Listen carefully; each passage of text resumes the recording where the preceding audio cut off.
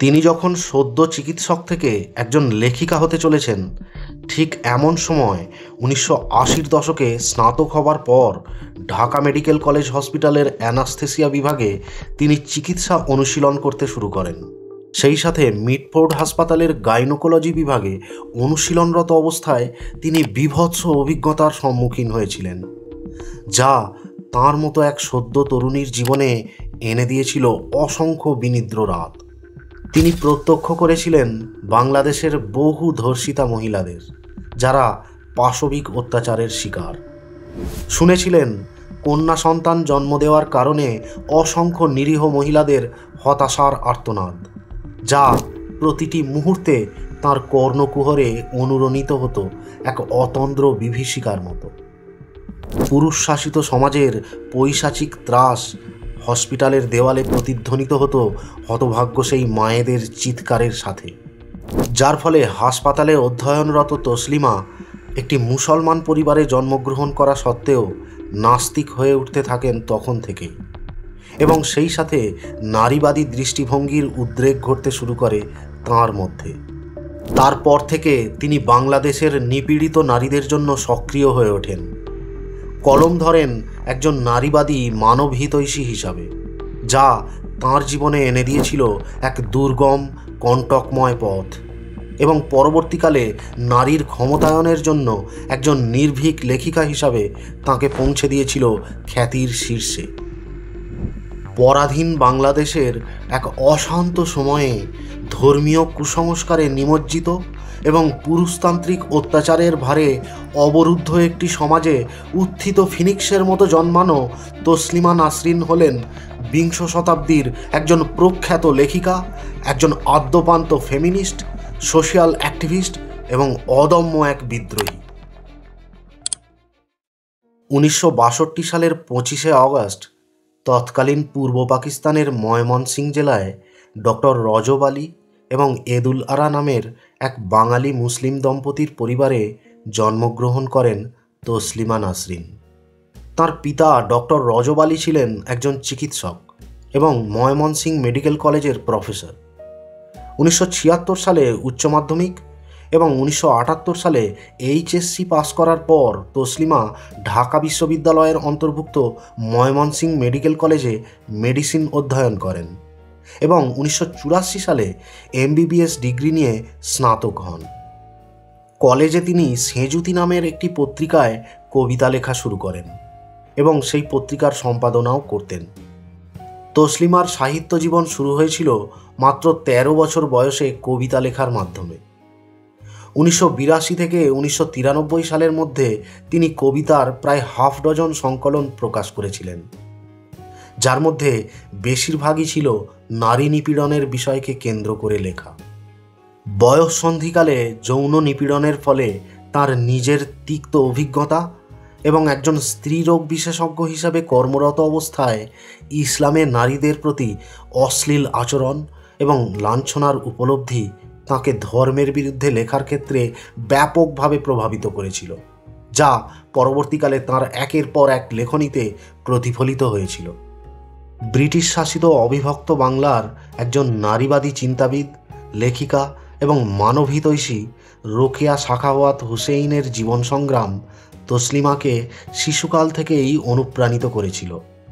পরে বিখ্যাত ব্রিটিশ লেখিকা ভার্জিনিয়া উলফ এবং প্রখ্যাত ফরাসি ঔপন্যাসিক ও দার্শনিক সাইমন দে বিউভারের লেখা তাকে চরমভাবে উদ্বুদ্ধ করেছিল। 1980-র দশকের শেষের দিকে তিনি গদ্য লেখা শুরু করেন। তাঁর লেখাকে মূলত দুটি সংযুক্ত উপাদান দ্বারা চিহ্নিত করা হয়েছে: স্থানীয় ধর্মীয় সংস্কৃতির সাথে তাঁর সংগ্রাম এবং তাঁর নারীবাদী দর্শন। সে সময়ের উন্মত্ত ধর্মান্ধতার আঙ্গিকে 1993 সালে লেখা তাঁর অগ্নিগর্ভ উপন্যাস লজ্জা সাড়া ফেলে দেয় বাংলাদেশের সাথে সাথে দক্ষিণ এশিয়ার বেশ কয়েকটি দেশে, যা ছিল তৎকালীন কুসংস্কারাচ্ছন্ন বাংলাদেশের সামাজিক ব্যাধির আড়ালে লুকিয়ে থাকা রূঢ় বাস্তবতার এক নগ্ন দর্পণ।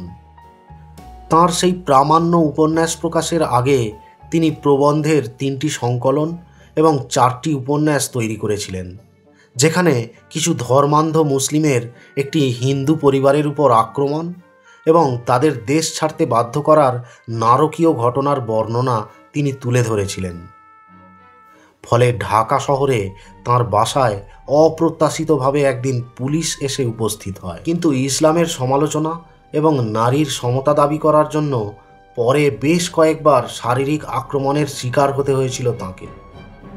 তাঁর গ্রেপ্তারির দাবি নিয়ে সে সময় রাস্তায় নেমে আসে লক্ষ লক্ষ মানুষ। এমনকি একটি উগ্র মৌলবাদী সংগঠন তাঁর ফাঁসির জন্য আওয়াজ তোলে। এর কিছুদিন পর 1994 সালের মে মাসে দ্য স্টেটসম্যানের কলকাতা সংস্করণে তাঁর সাক্ষাৎকার নেওয়ার সময় তিনি ইসলাম ধর্মের শরিয়া আইন বিলুপ্ত করার জন্য আহ্বান জানান।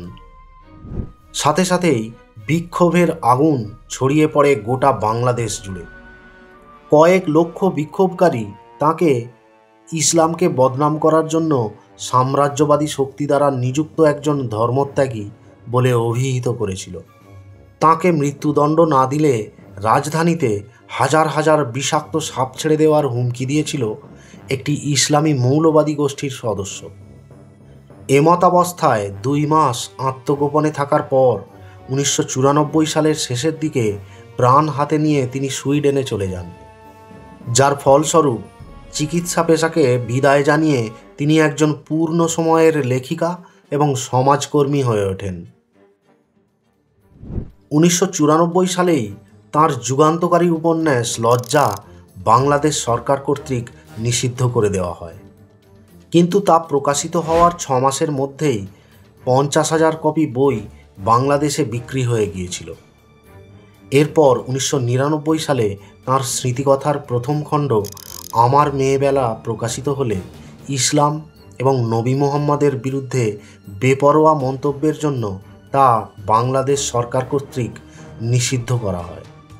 তাঁর স্মৃতিকথার দ্বিতীয় অংশ উতল হাওয়া বাংলাদেশ সরকার 2002 সালে নিষিদ্ধ করেছিল। তারপর তৃতীয় অংশ ক 2003 সালে বাংলাদেশি হাইকোর্ট দ্বারা নিষিদ্ধ করা হয়েছিল। অবশেষে তাঁর স্মৃতিকথার চতুর্থ অংশ সেই সব অন্ধকার বাংলাদেশ সরকার 2004 সালে নিষিদ্ধ করেছিল। এরপর আমি ভালো নেই, তুমি ভালো থেকো প্রিয় দেশ, নেই কিছু নেই এবং নির্বাচিত নামের আজ পর্যন্ত তাঁর আত্মজীবনীর মোট 7টি অংশ ভারতে দ্বিখণ্ডিত নামে প্রকাশিত হয়েছিল। কিন্তু পশ্চিমবঙ্গে কিছু ভারতীয় মুসলিম কর্মী অবিলম্বে বইটির 3000টি কপি বাজেয়াপ্ত করে ফেলে। পরে কলকাতার পিপলস বুক সোসাইটি তাঁর 7টি খণ্ডকেই পাবলিশ করেছিল। 2002 সালে তাঁর বিখ্যাত আত্মজীবনীমূলক প্রবন্ধ আমার মেয়েবেলার ইংরেজি ভার্সন মাই গার্লহুড প্রকাশিত হলে তার দ্বিতীয় আনন্দ পুরস্কার এনে দেয় তাঁকে। একদিকে যখন নিজের দেশ বাংলাদেশে তাঁর একের পর এক উপন্যাসকে নিষিদ্ধ করে দেওয়া হচ্ছিল, তখন অপরদিকে ইউরোপিয়ান পার্লামেন্ট থেকে শাখারভ পুরস্কার, মার্কিন যুক্তরাষ্ট্রের ফেমিনিস্ট মেজরিটি ফাউন্ডেশন থেকে ফেমিনিস্ট অব দ্য ইয়ার পুরস্কার, সুইডেনের সুইডিশ পেন থেকে কার্ট টাকলস্কি পুরস্কার এবং ফ্রান্স থেকে হিউম্যান রাইটস অ্যাওয়ার্ড পুরস্কার লাভ করতে থাকেন তিনি। এছাড়াও 1995 সালে জার্মানি থেকে জার্মান একাডেমিক এক্সচেঞ্জ সার্ভিস তাকে স্কলারশিপ দেয় এবং বেলজিয়ামের লুভেইন ক্যাথলিক ইউনিভার্সিটি থেকে তিনি ডক্টরেট উপাধি লাভ করার সাথে সাথে 1996 সালে গ্রেট ব্রিটেন থেকে ডিস্টিংগুইশড হিউম্যানিস্ট অ্যাওয়ার্ডও লাভ করেন তিনি। এরপর 2002 সালে নীলাঞ্জনা নামের এক চরিত্রের মধ্যে দিয়ে একটি গ্রাম্য মেয়ের প্যারিসে অভিবাসনের জীবন কাহিনীর মধ্যে দিয়ে নারী সত্তার জাগরণের আঙ্গিকে রচিত তাঁর বিখ্যাত উপন্যাস ফ্রেঞ্চ লাভার প্রকাশিত হলে তা সাড়া ফেলে দেয়। সে সময় তাঁর লেখা সবকটি প্রবন্ধ, উপন্যাস, ছোট গল্প এবং আত্মজীবনীমূলক রচনা বিভিন্ন দেশে 20টি ভাষায় অনুবাদ করা হয়, যার ফলে মার্কিন যুক্তরাষ্ট্র থেকে উড্রো উইলসন ফেলোশিপ, জার্মানি থেকে এরউইন ফিশার অ্যাওয়ার্ড এবং 2008 সালে ফ্রান্স থেকে তাঁর স্বপ্নের পুরস্কার সাইমন দে বিউভার প্রাইজে পুরস্কৃত ও ভূষিত হয়েছিলেন তিনি। 1994 সালে বাংলাদেশ থেকে পালিয়ে যাওয়ার পর নাসরিন পরবর্তী 10 বছর সুইডেন, জার্মানি, ফ্রান্স এবং মার্কিন যুক্তরাষ্ট্রে নির্বাসিত জীবন কাটিয়েছিলেন। ভারতে আসার জন্য ভিসা পেতে তাকে 6 বছর অপেক্ষা করতে হয়েছিল। অবশেষে তিনি ভারতে আসেন 2004 সালে এবং সেখানে 2007 সাল পর্যন্ত বসবাস করেন। এর মধ্যে হায়দ্রাবাদে কিছু ধর্মান্ধ মুসলিমদের দ্বারা শারীরিকভাবে আক্রান্ত হওয়ার পর তাকে কলকাতায় গৃহবন্দী থাকতে বাধ্য করা হয়। এরপর 3 মাস নয়াদিল্লিতে গৃহবন্দী থাকার পর মার্কিন যুক্তরাষ্ট্রে চলে যান। 2008 সালে তিনি আবার ফিরে আসেন ভারতে।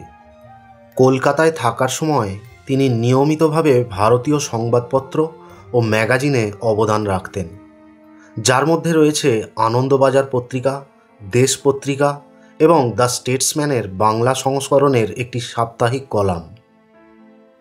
2003 সালে বাংলাদেশের এক কবি সৈয়দ শামসুল হক তাঁর বিরুদ্ধে মানহানির মামলা দায়ের করেন, কারণ তসলিমার উপন্যাস কতে তিনি শামসুল হকের সাথে তার কন্যাসম ভাগ্নির অবৈধ সম্পর্কের কথা উল্লেখ করেছিলেন, যার ফলে মামলায় তাঁর থেকে $4 মিলিয়ন অর্থ দাবি করা হয়েছিল। এমতাবস্থায় ভারতের স্বনামধন্য লেখিকা মহাশ্বেতা দেবী, কবি জয় গোস্বামী এবং শিল্পী পরিতোষ সেনের সমর্থনে তিনি এক প্রকার প্রায় রক্ষা পেয়েছিলেন। এছাড়াও বাংলাদেশের এক লেখক ও দার্শনিক কবির চৌধুরীও তাঁকে জোরালোভাবে সমর্থন করেছিলেন।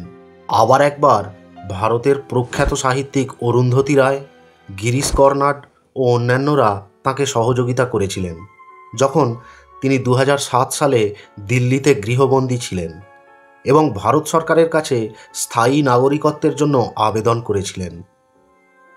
কলকাতায় ফিরে আসার পর আবারও তিনি ইসলামের সমালোচনা করার জন্য ধর্মীয় মৌলবাদীদের বিরোধিতার মুখে পড়েছিলেন। 2006 সালের জুন মাসে কলকাতার টিপু সুলতান মসজিদের ইমাম সৈয়দ নুরুর রহমান বরকতি ঘোষণা করে যে জনসমক্ষে অপমান করে তসলিমা নাসরিনের মুখ কালো করে দিতে পারলে তাকে নগদ অর্থ পুরস্কার দেওয়া হবে। 2007 সালে all India Muslim personal board তাঁর শিরশ্ছেদের জন্য 5 লক্ষ টাকা দেওয়ার প্রস্তাব দিয়েছিল।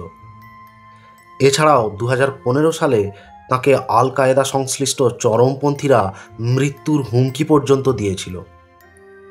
তাই সেন্টার ফর ইনকোয়ারি তাঁকে মার্কিন যুক্তরাষ্ট্রে পুনরায় ফিরে যাওয়ার জন্য সহায়তা করেছিল।